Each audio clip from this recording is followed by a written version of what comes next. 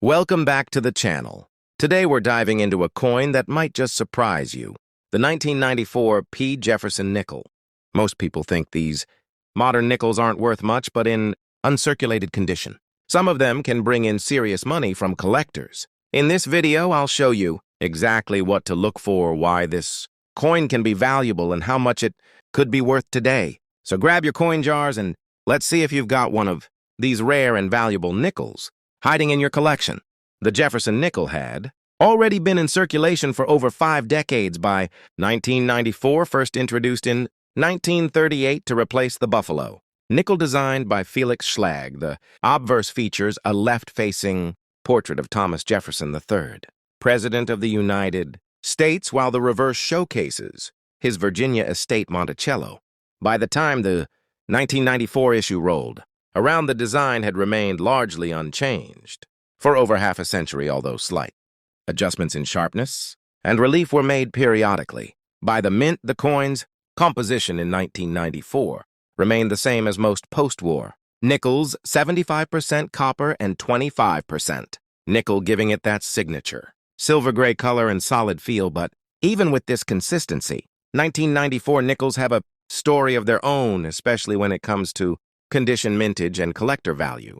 Now let's talk about mint marks and production.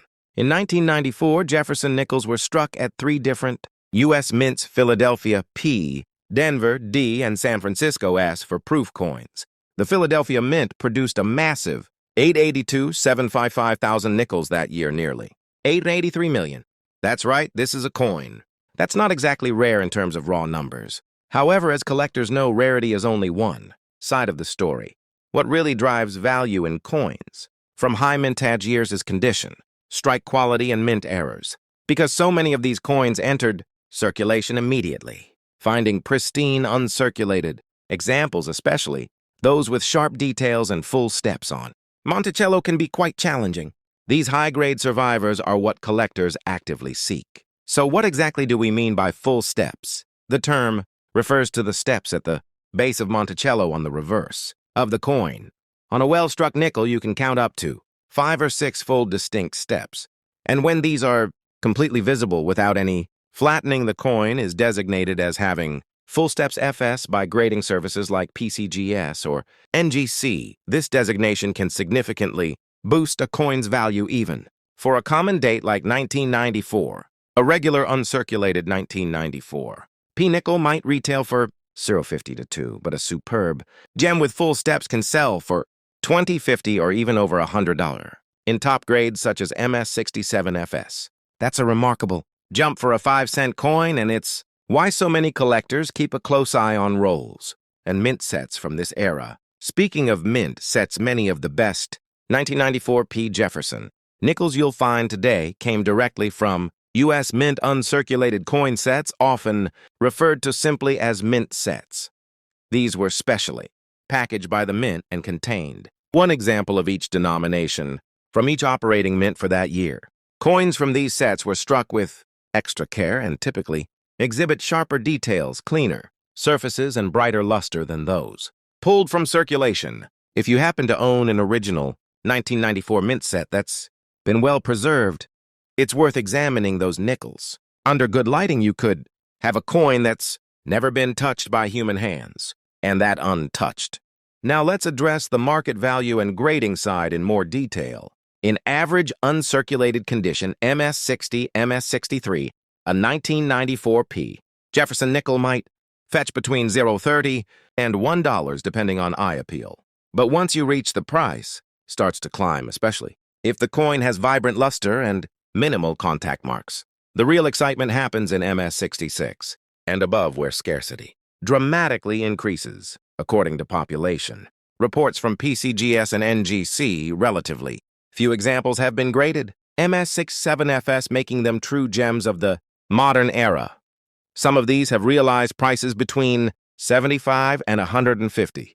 In past auctions, impressive returns for a coin that cost 5 cents to mint, so condition absolutely matters here. Of course, no discussion of the 1994 Jefferson Nickel would be complete without touching on mint errors and die varieties. While not as common as in some other years, the 1994 P issue does occasionally appear with interesting errors like off center strikes, die cracks, and die clashes.